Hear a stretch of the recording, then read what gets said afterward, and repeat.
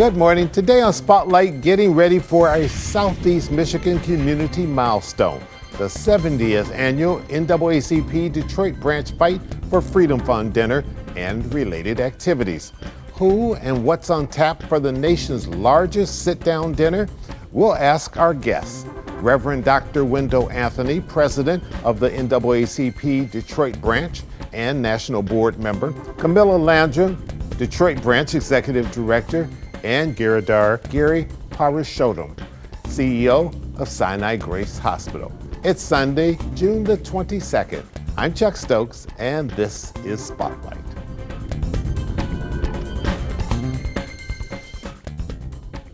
And welcome to Spotlight as we turn our attention to a major event. It happens annually, but it always gets bigger and better. Reverend Anthony, Ms. Landrum, thanks for joining us today on Spotlight. Thank you for having us. Every year we have the Fight for Freedom Fund dinner. You pack Huntington Place. But this year is a little special. It's the 70th time that you've done this. Right. Not you personally, but the 70th time that it's been offered up to the public. I imagine you're going to turn it up another notch. We are, Chuck, and thank you for having us again. You know, you've been a part of that tradition, and that's why I wore my work clothes today. I want people to see that we got work to do, and we do. Amidst all that's going on with things that are happening in Washington, from LA to Detroit, people are dealing with the rustling and bustling and which way America is going to go. So the Fight for Freedom Fund dinner comes at a key time in our nation's history. That's why our theme is the real power is within the people. The people need to understand that they are not powerless, that they are powerful. And ultimately, everybody has to answer to and respond to the will and determination of the people. That's why voting, which has consequences, is so important. That's why we're going to be doing what we're doing in Detroit. We're welcoming our keynote speaker, Governor Wes Moore from the great state of Maryland. He is the first African-American to be named governor of that state, only the third elected African-American in history to be made governor. So we're going to have him as our keynote speaker. Very excited about that. We're going to honor the Reverend Dr. Jeremiah Wright from Trinity United Church of Christ, Senior Pastor Emeritus, with our James Weldon Johnson Lifetime Achievement Award. Jeremiah is a speaker, liberator, writer from way back. He's taught and emphasized ministers from across the country. We're going to honor Roland Martin with our William Monroe Trotter Freedom and Justice Award for the journalism that he's been doing. We're going to honor Alice Thompson, you know, locally, with our Mary Church Terrell Freedom and Justice Award. Great educator, motivator, Black family development. And then we're going to honor Courtney Smith, and also we're going to honor Yusef Al-Mahadri of Specialty Medical Center with our Great Expectations Award. Specialty is doing a great job in terms of servicing the community, using new techniques in terms of how to eliminate pain. Courtney is working with folk who are homeless, single parent mothers, education, so we're going to honor them. It's going to be a great day. And let me say, for all those persons who are 70, who reached the age of 70 between January 1 and December 31 of this year, we're going to recognize you because you are special. This is your year, this is your time. Come walk the red carpet, come show yourself, come be recognized. You've earned it, and we want to bless you. All right, sounds like you got quite a lineup there. Ms. Landrum, you're the executive director. You get to worry about the day-to-day activities of running the Detroit NAACP office and headquarters here. When you think about the nuts and bolts, and you think about the history of this particular chapter, one of the oldest in the country, what comes to mind, and give people some idea of what comes to your desk every day? Absolutely. So the Freedom Fund dinner is our largest fundraiser. It is the money behind the machine that really keeps us going. This is the one thing that really infuses us for all of our programming, our staff, the work that we do for our young people through our AXO program, our art and essay contests, our youth council, in addition to our expungement programs, helping people to eliminate or reduce some of the criminal records they may have had in the past. It also helps with our legal redress program, where we offer free assistance for those looking for legal advice. And then any of the other programs that we do, digital ETA, helping to teach folks how to use technology and use their Google calendars and make sure that they know how to access their medical records, learning how to invest in their businesses with marketing, accounting.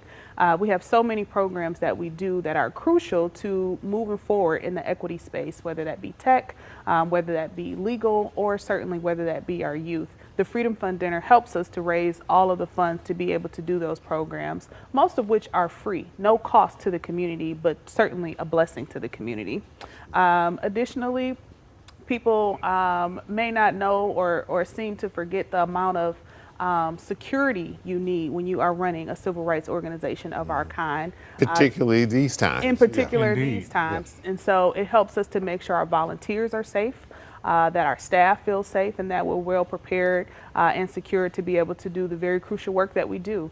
I'd also have to say, and can't forget to mention, our voting rights work, all that we do to make sure folks are registered to vote, folks know how to participate in the process, all of the countless hours that we spend knocking on doors, making phone calls, for those to be able to get engaged and be educated. All of that comes from the resources that are gained through this fundraiser, our Freedom Fund Dinner.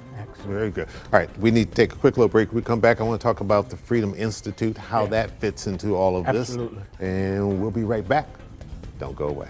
This is Reverend Wendell Anthony, President, NAACP Detroit Branch, inviting everyone to join us for the 70th annual Fight for Freedom Fund Dinner on Sunday, June 29th at the Hunting Place downtown. 70 years of answering the call for freedom, justice, and equality. 70 years of fighting for freedom. Our theme this year is the power is within the people. No other civil rights organization brings together folks from all across the country. Join us. Contact us at 313-871-2087. See you there.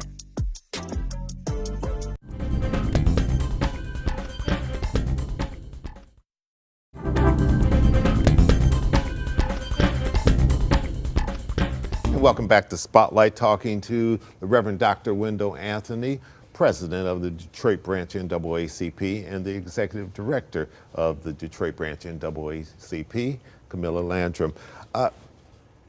Reverend Anthony, you have the Freedom Institute. Yes, sir. Talk about how that's going to fit into this particular piece, because yes, a lot of attention goes to Sunday, June 29th, the big dinner, but it's a week full of activities. Absolutely. First of all, I'm pleased that we were able to found the Freedom Institute almost 25 years ago now. It is the Freedom Institute for Economic, Social Justice, and People Empowerment. And on the way to the dinner, which, by the way, if I can give a shout out, Chuck, to our major sponsors, I want to mention Gary Torgo, who's the Senior Corporate Chair of the dinner, head of Huntington Bank and the CEO. He's been the longest service chairperson we've had. Is so involved in this community and supports numerous organizations. Nobody like Gary Yeah. Torgo, and so he deserves it. I want to acknowledge DMC, because they are the general chair of the dinner, and Brittany Lavey for the work that they are doing in the community and how they have stepped up. They've stepped up for 3 years. And they have a big footprint no in question, this community, and we're going to talk about that with one of their representatives. Oh, good. And then locally, Hot Sam's, because we do want to go community. Tony Stovall, Mr. Green. And Chris Green. You know about them, Chuck. And them brothers have been in business for a long time. They are community co-chairs, and so we're pleased to have them. But leading up to the dinner is, of course, Freedom Weekend. Starts on Wednesday, Thursday, Friday, Saturday, etc. We're going to have health fairs, dealing with your health, so that people can come out and check themselves out. Specialty is going to be bringing out these big mobile units so you can check how your bones are moving and how you are put together inside, free of charge. The whole community is invited. We're going to have a big gospel Rama. All these things are going to be at fellowship. We're going to have a big gospel ram-up. We're going to have a town hall dealing with police reform because the criminal institute is under attack with regards to funding so that CVI can continue the funding for groups in the community that are bringing down crime. We have a number of people who are involved in that. Chief of Police, Don Eisen, former U.S. attorney here, local community advocates. And so that's going to be Friday. We have also our big Dr. Ron Walters National Town Hall. Dr. Walters was a great political scientist in America. At Howard University. Absolutely, you know about that. And Councilor Jesse and others. And we're going to have Mike Dyson coming in because the theme of that is America, which way are we going to go? Are we going to go forward or backward? How do we protect ourselves? That's open to the community. All these events basically are free. That's going to be at Wayne County Community College District, the Northwest Campus. You can go to DetroitNAACP.org to pull that down, or freeinstitute.org in order to get all that information. It's free, it's up to you. We want the community to come out, get engaged. These things are very, very important. When people are having parades, which is really a masquerade over what's really going on in this country, we need to be engaged. That's what this is about. Ms. Landrum, when I look at you, I can't help but think about Reverend Dr. Joanne Watson, who was the first female executive director of the Detroit branch NAACP. Talk about the role that historically women have played in these organizations and just in terms of making an impact on the community as a whole, that oftentimes they didn't get the credit that they deserved, but without them, all the other accolades that Reverend Dr.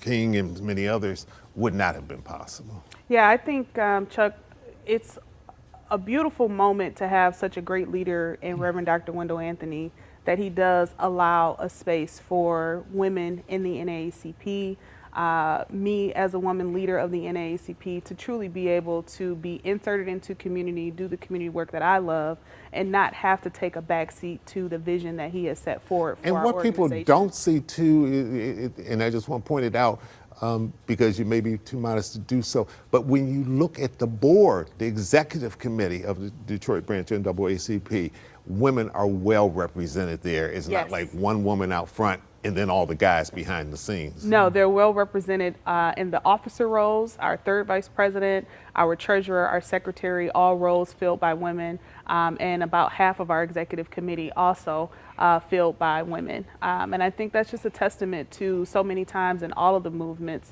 you would have women working behind the scenes, often not getting the credit that they deserved, from planning marches and protests and really doing the organizing work that was the fuel behind the civil rights movement.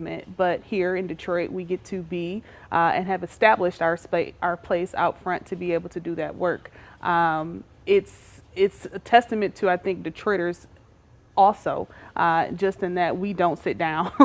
Detroit doesn't stop. And so because of the work that's needed, because of the folks that are in position to do such work, it helps us to be able to just say, we are here to lead, to represent, and to make sure the issues in the community that we see that need to be uplifted are done, and that they're uplifted well. Chuck, I ain't scared. I'm glad we got these women, because women work.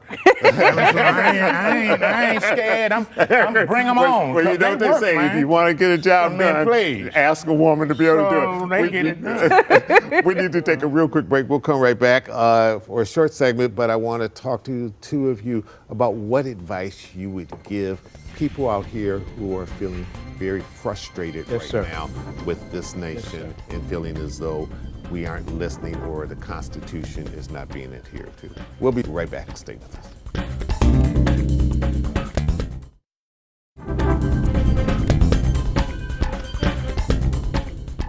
I've never seen this country so partisan. And whether you're a D or an R, or you're an I for independent in the middle, or you don't have any affiliation whatsoever, what advice would you give people who are feeling right now that this country is not the country they thought it would be and should be? Great question, Chuck, because that's the essence of why we're doing what we're doing. The power is within the people. You have the power. We have the power. During the civil rights movement, they didn't think that things would change, but people came out, people were engaged. Things changed. We got civil rights laws, fair housing laws, a great society came about. We had a number of changes that were made because people stood up, black, white, red, yellow. They made America more mellow than what it was and what it is right now. We cannot go back. That's why we're having the town hall. That's why we're having the dinner, because we want people to feel as though you are America. Mm-hmm. America is not some individual who wants to be king. America is not America where you have federal troops and folk coming into the streets of LA or Detroit. America is the people, we the people. It's not a R, it's not a D, it's not a I, it's a W, which stands for we the people have the power, and we must not give up our power. That's why we say the power, the true power, is within the people. Yeah, I would say, Chuck, this is definitely the time for everyone to step up and get engaged, whether that's joining the NAACP, joining the Charles H. Wright Museum, joining in on a school reading program, if you take education seriously, if you take health seriously, whatever it is that you do, this is not the time to sit at home. This is the time to increase your volunteerism. This is the time to increase your donations. This is the time to get back involved with your church if that's where you choose to serve. But don't just sit home and feel like there's nothing you can do. Every single person can have a helping hand in fixing this crisis that we're currently in. All right, and if people want to go to the dinner or any of the other activities, they just go to the Detroit NAACP website? Yes. They can go to the Detroit NAACP.org or go to freeinstitute.org. We want you to come and get engaged. It's about you. It's not about them. It's about us. We can make the difference. All right. Reverend Anthony, Ms. Landrum, thanks for coming in. When we come back, we're going to talk to a corporate representative with the DMC and about their involvement in this very important dinner coming up. We'll be right back.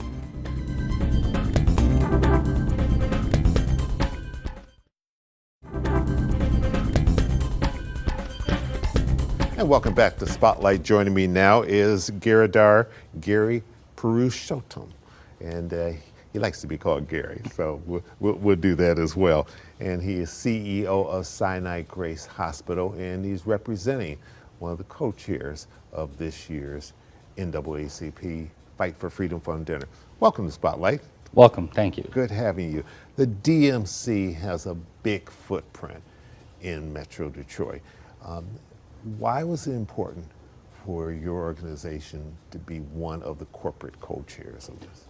I think first and foremost, we are very excited to have this 3-year partnership with NAACP. So it goes on more than just 1 year. Yes, exactly. And then secondly is most of our hospitals, with the exception of one, which is Huron Valley, is in Detroit. Right. We are serving the residents of the Metro Detroit area.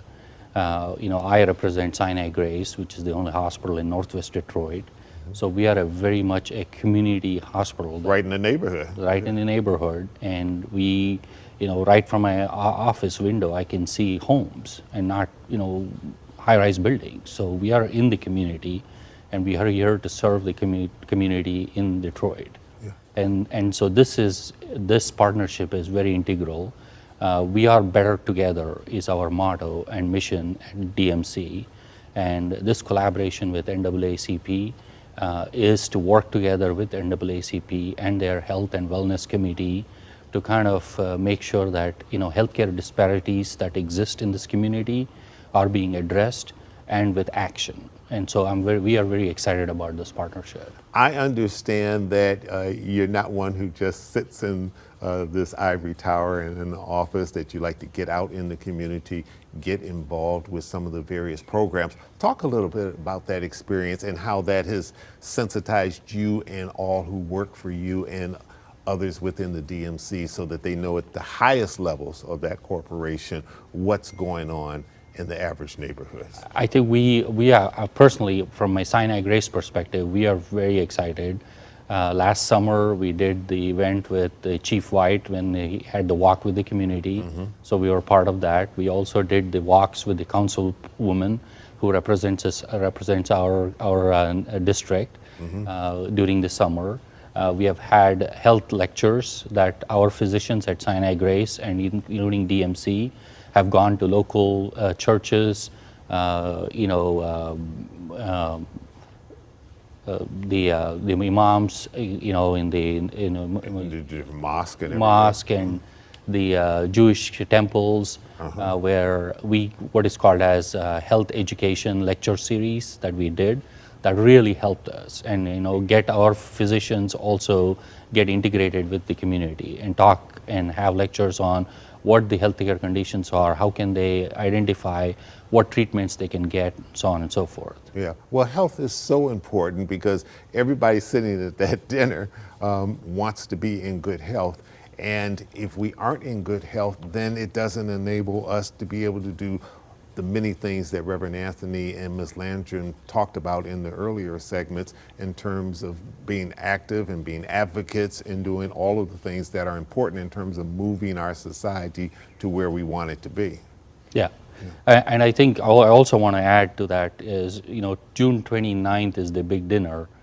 28th, we are hosting a community health fair at Sinai Grace. And we are inviting the entire community here to Sinai Grace campus. We have about 10 other institutions joining us. Unified Detroit is collaborating with us.